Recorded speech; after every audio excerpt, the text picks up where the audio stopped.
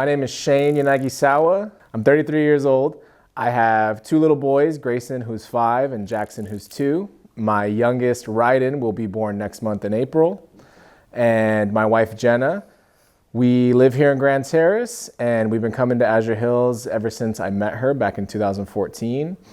I was recently baptized in January of this year, and I'm the director of the basketball ministry here at Azure Hills, and I love teaching Sabbath school. I love being with the kids, and I really love learning more stories like they do.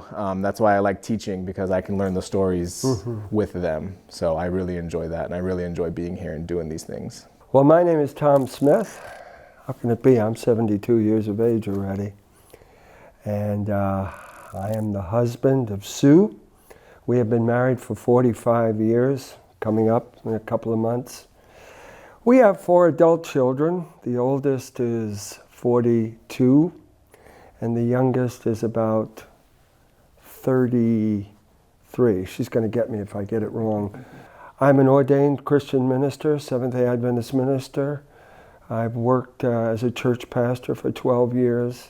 Spent 20 years on active duty in the United States Navy and the Marine Corps. And after that, I went to work at the Department of Veteran Affairs for another 15 years. Along the way, they sent me back to get some training as a marital and family therapist. And so all that is behind me now, because 2 years ago I retired. And here I am. We have been members of the Azure Hills Church for about the last, 6 years or so. And we're involved.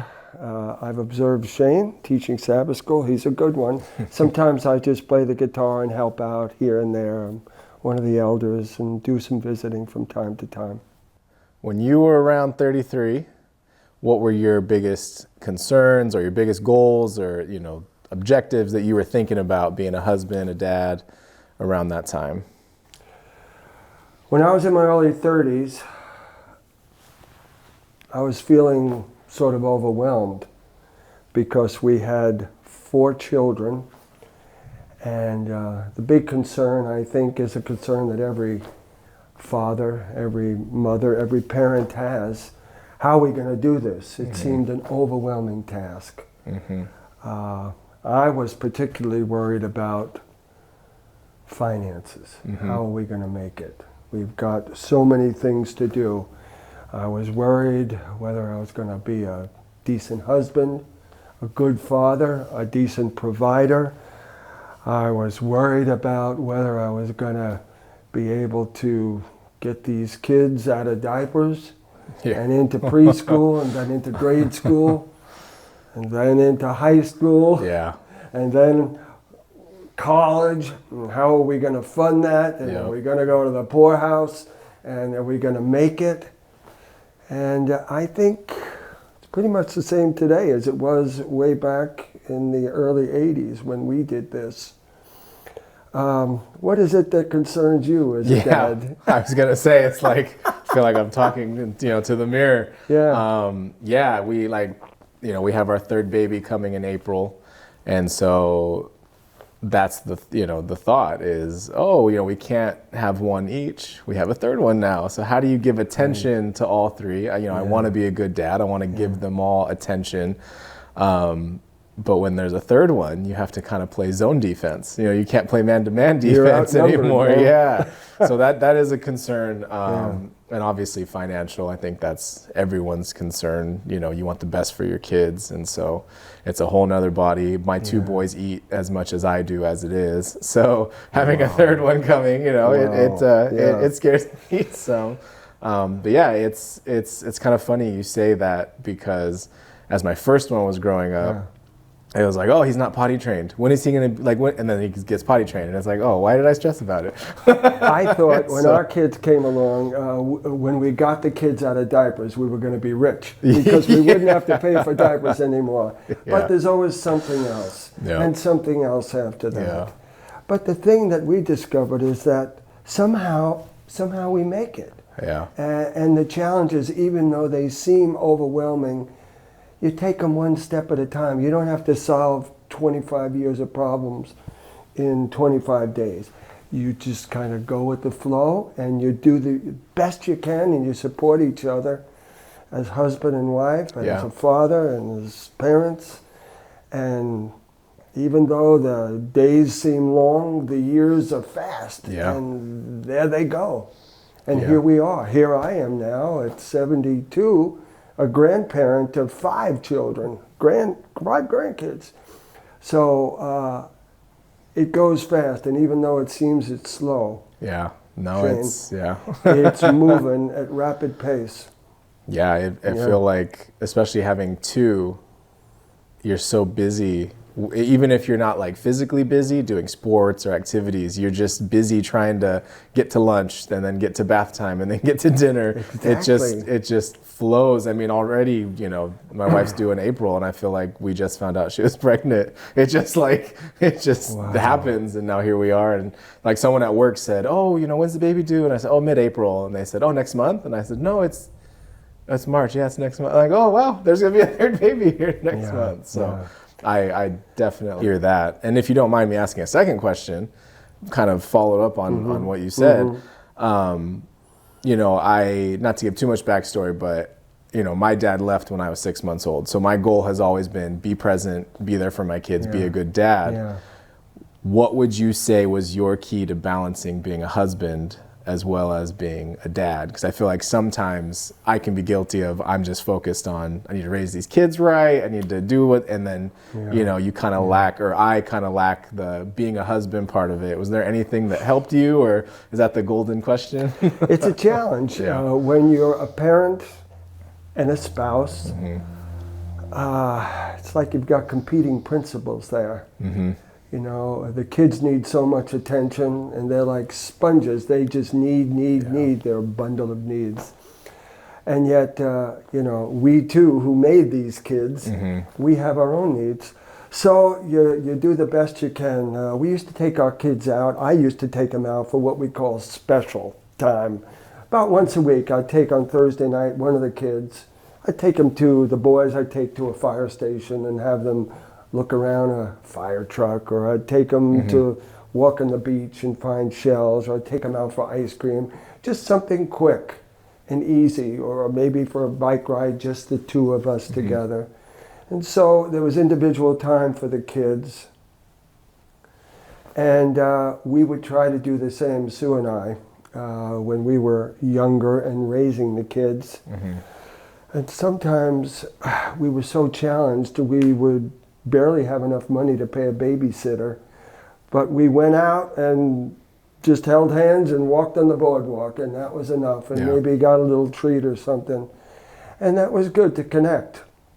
When she was in school, and we had 4 children, and she started PT school, imagine. We would get up at 5 in the morning, and in a sleepy sort of way, go for a walk together, with one eye closed, it seemed like, just to connect a little bit at the beginning of the day, before the kids got up, before it all started, breakfast, getting ready for school, packing lunches, getting them off to school, the blur of a getting day. Me off to work, getting her off to work, and It's a challenge of biblical proportions, I think, raising kids. But it's the best thing. It is. It's the best. It really is. What have you learned along the way? I mean, in terms of what's working for you, what's not working, Cheyne, in terms of being a father? A dad? Oh, that's a great question. I think what I'm trying to do is, well, a lot of things, but one is I'm trying to be a lot more faith-based with my kids, which I think is huge. I mean, obviously we're here doing this for the church, but that's something where I grew up knowing about Jesus, praying to Jesus, but I never went to church. I never went to Sabbath school and these type of things. Right. And so, like I said, even now when I teach, I'm learning these stories for the first time, like truly. And so it's why they'll say like, oh, you've taught already. And it's like, no, like I want to learn about this. Like I've heard these names before, but I have no clue what they mean. I know Noah, everyone knows Noah, right? Everyone knows Moses, Adam and Eve. That's about where, and then Jesus, but like, that's it. So I hear all these other names and it's like, was that a good person? Was that a bad person? I have no idea. And so I think it's really cool. Grayson will come home and he'll talk about Jonah and the whale, and he'll be telling me these things, and I'm sitting there like learning from him. My 4-year-old is teaching me, about these things. And so I think that's really helped a lot. It's helped a lot too because, kids are scared of the dark, or kids are nervous, or these things like that. And so him and I'm sure my wife and him have it too, but just personally, him and I have this thing where we can pray about it. And it helps him. It's something where he'll tell me, I'm having bad thoughts, Daddy, I can't sleep. I'm thinking about a coyote breaking into our house. And so we'll pray about it, dear Jesus, please protect us tonight, things like that. And he will fall asleep. And so it's like, this is really cool to have this in our life. Not that I had a bad upbringing or anything, but I was scared, and I would just be scared, I never really thought of these type of things. And so I think that's one of the biggest things for me. The idea of spiritual training, I think, for kids, one of the key things for us was consistency. Kids thrive on consistency. So, they have, they come home from school, they have playtime, they finish their homework, there's supper time, bath time, and then a little story, a little worship time. That was important to them and to us, to have consistency, which we were able to manage. And they grow through that, and they learn, and they take some things in. And something I've learned along the way is children become who they become. It's the idea that my parents wanted me to adopt their value system, their worldview, their view of God when I was a child coming up. And then I became a teenager and an adult, and I had to figure out what I believed. I know what my parents believed, but what do I believe? And it's the same with our own children. They know and have been exposed through the church, through Sabbath school, through years and years of Christian education. Now they are adults, and they have to choose. And there's the tough thing for a parent. Just like our parents hope we choose exactly the way they have chosen. We hope and pray for the same with our children. But sometimes they choose, our children it's a mixed bag. They are spiritual in some ways we think, where did this come from? Where did they learn that? So, what do? You love them, you support them in their journey, and it took me a long time to get from where I was as a kid to where I landed as an adult in my faith relationship. Some wise person once said, God draws straight using crooked lines. So my journey from where I was to where I ended up, my faith journey, wasn't from here to there. It was kind of like out that way, and it had some twists and turns. And sometimes we learn by our mistakes more than our successes. That's what I found. Yes, I relate to that completely. I mean, I was baptized this year at 33. It wasn't, I went to church, and when I was 13, I made the church. It was kind of up to now, a lifelong journey so far. And I loved what you said. You learn from your mistakes more.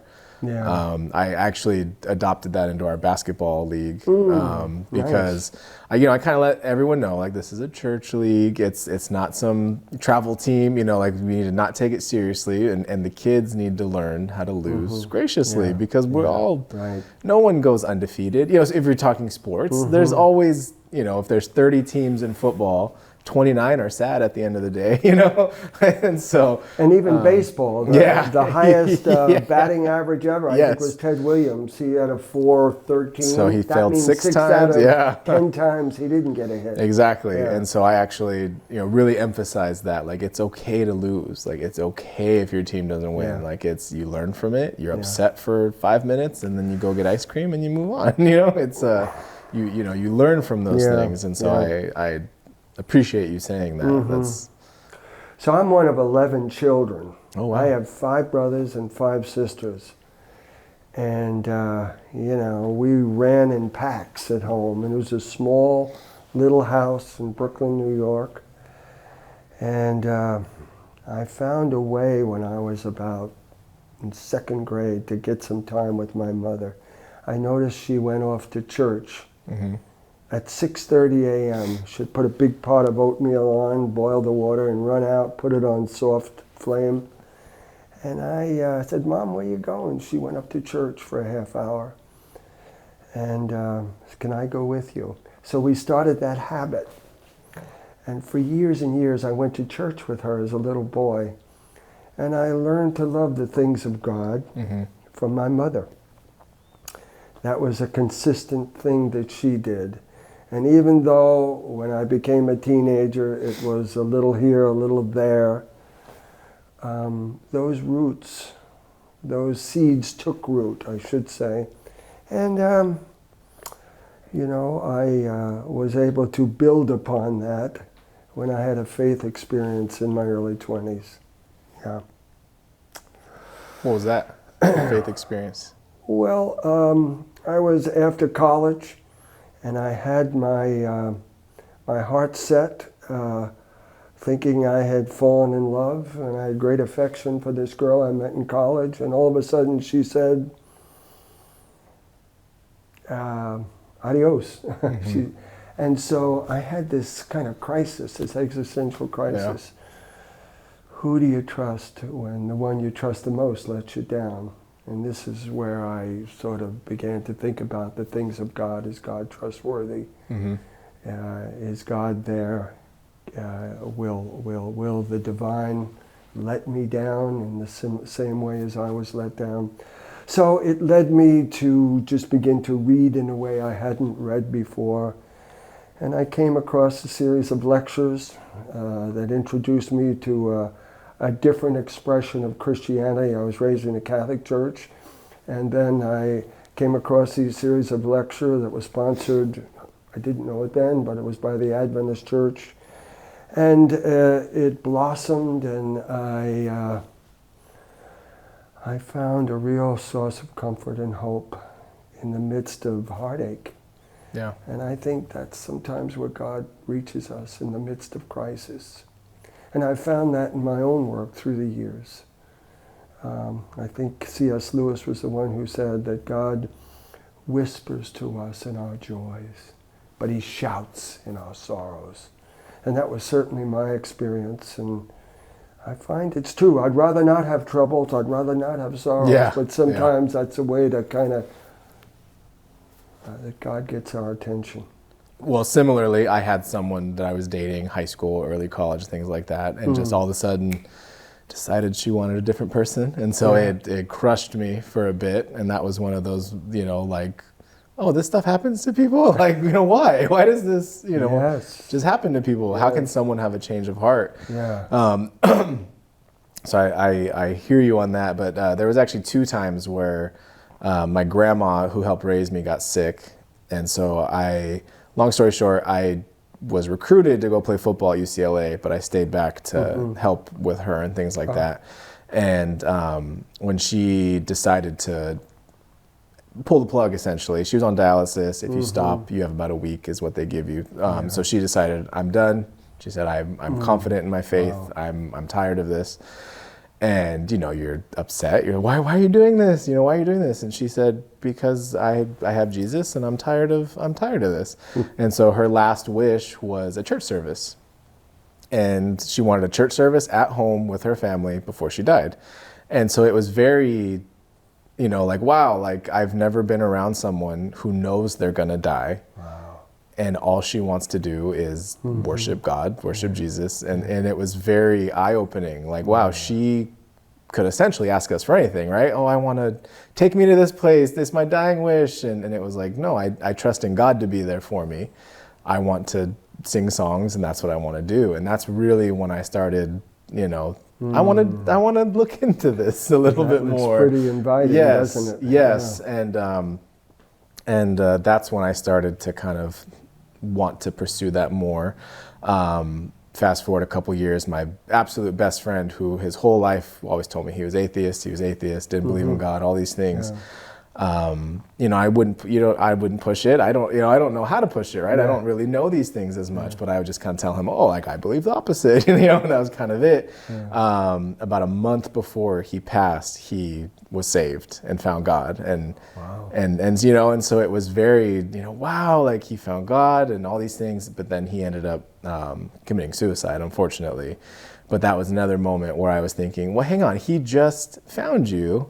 Mm-hmm. And then a month later, like you let him kill himself. Yeah. So it was this again, it was like, well, hang on, that's not cool, God. Why would you let him do that? He found you. Why didn't you protect him? And, you kind of tussle with those things back and forth. But ironically, or maybe not ironically, probably not ironically, I met Jenna about a month before that had happened. Mm-hmm. And she was the one who was going to church, and she would, hey, I'm going to church Saturday, and I would say, I'll go with you. I'm a Christian. I believe in God. Let's go. Yeah.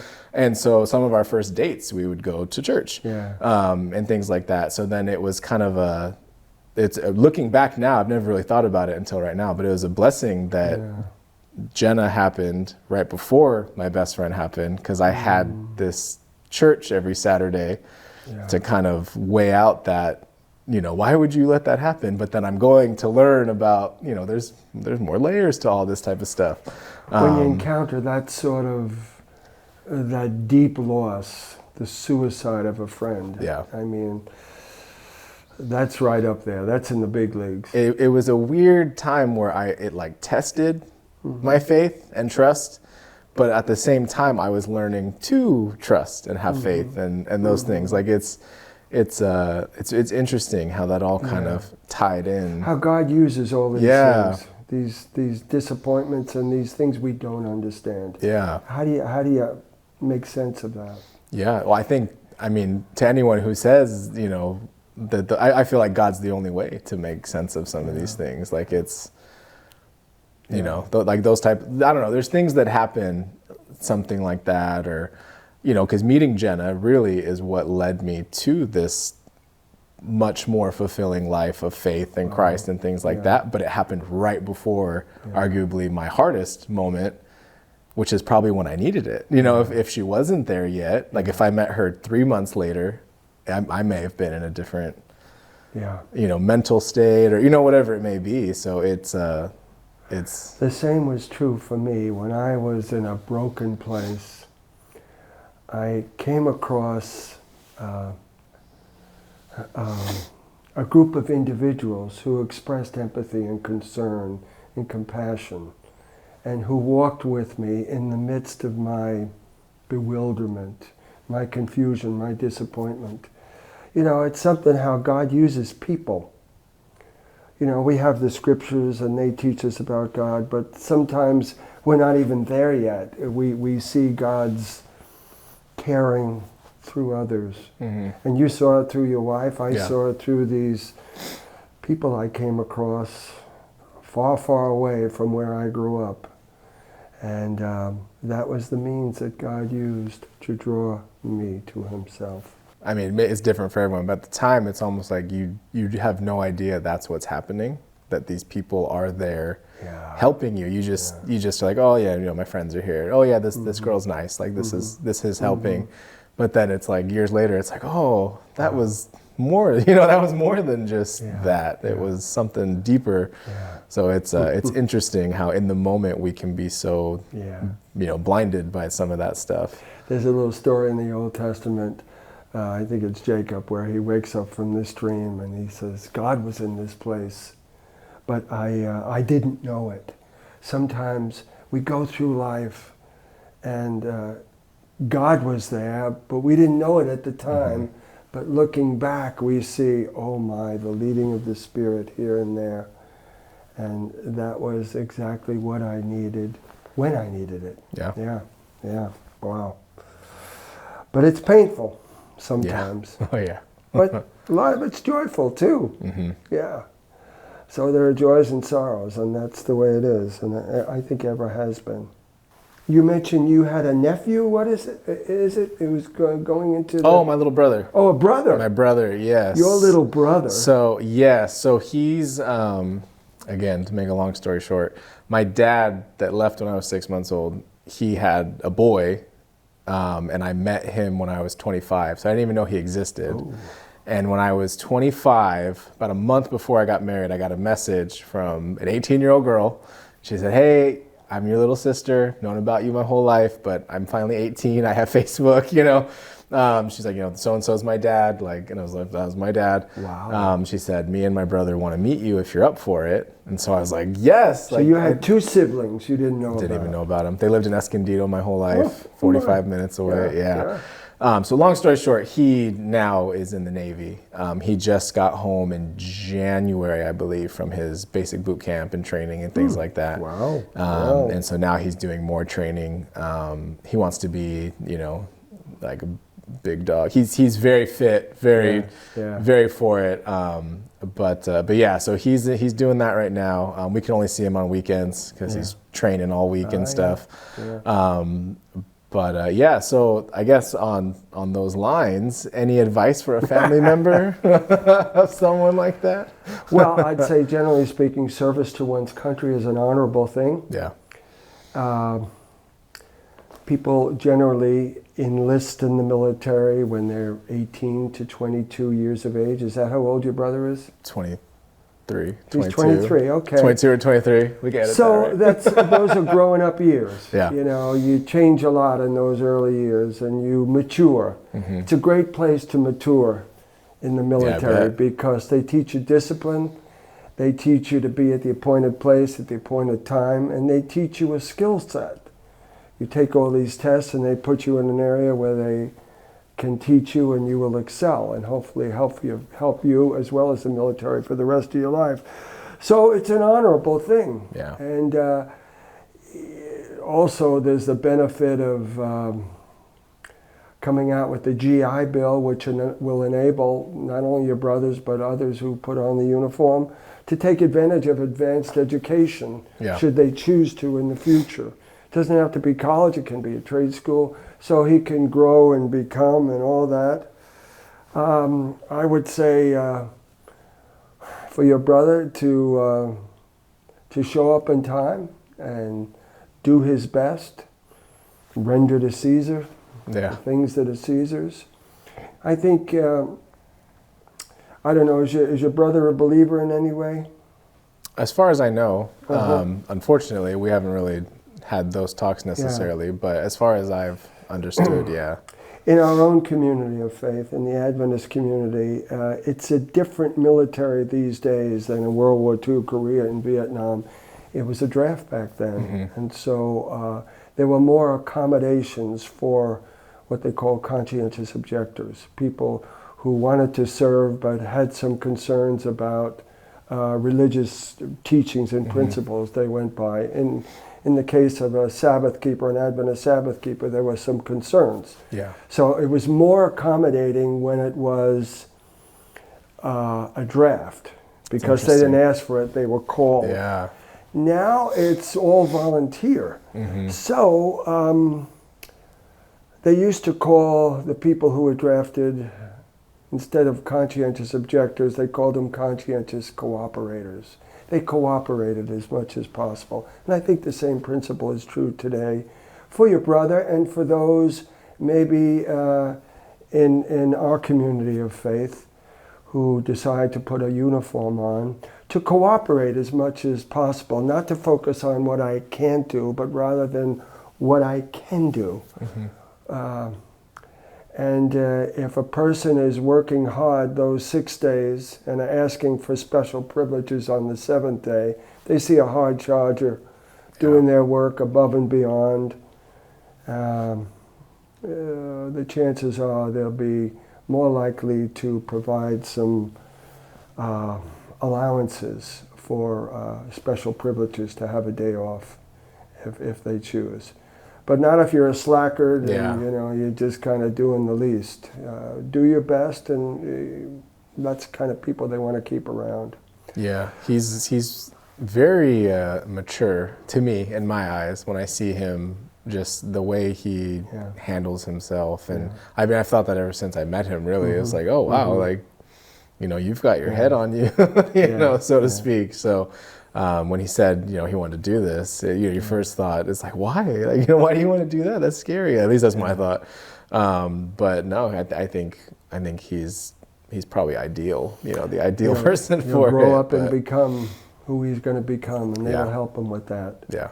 Tell me about your name. It's a long Japanese name. You don't look like a long Japanese name person. No, so my full name is Cheyne Yanagisawa.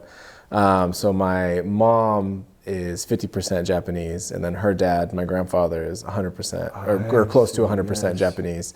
And so his parents were actually an arranged marriage in Japan, and they moved to Hawaii, and that's where my grandpa and his siblings were all born. And then when he was 18, he came to California, lost in a drag race to my grandma, who was 100% Caucasian, and then went from there. Yeah, so, I like that. But yeah, so it's I love my Japanese culture. I know I'm only a quarter, but my middle name is, I don't know how far back it goes, but the firstborn male of every generation has it.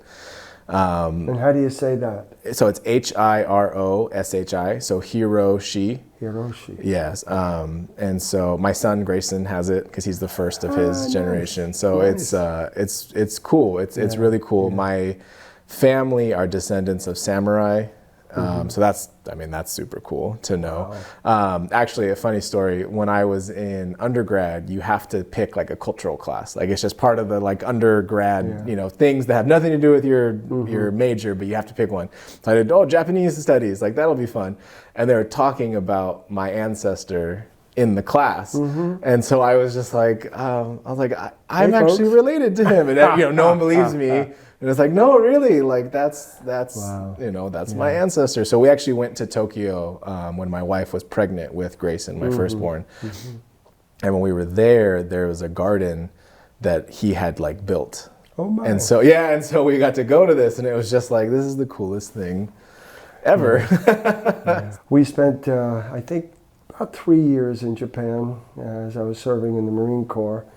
And learned to love the Japanese culture, and it was a beautiful stepping stone for us. Before I was stationed there, I was out at sea forever. Even missed the birth of one of our kids, just because I was out at sea, and I didn't get to meet little Christiana until she was a couple of months old. Oh wow! And so when we got orders to Japan, I thought, oh my, what's that going to be like? Yeah. But it turned out to be wonderful. We were in Okinawa, and it was very family friendly. It's just what we needed. Yeah, I loved it there. It's it made me proud to be like, oh, this is part of my heritage. Like everyone was so polite. It was so clean. Like it was it was amazing. I've always told Jenna, if we had to move somewhere where they don't speak English as their first language, that you'd want to pick, English because, but it was great. It was very hard vegetarian wise. I don't know if you're vegetarian or how that was. We ate a lot of egg salad sandwiches at the 7-Eleven. Yeah. We actually went to get ramen one time, and where it says meat, we left it blank because we didn't want meat. Oh, yeah. And they were coming, and they were like, you didn't pick your meat. And we were like, yes, we don't want it. And they were just like, you didn't pick it. And we were like, yes, no meat. And they're like, yes, no meat. Like, what meat? And we were like, vegetarian, we don't want meat. And they were like, okay. And then it was like a foreign concept.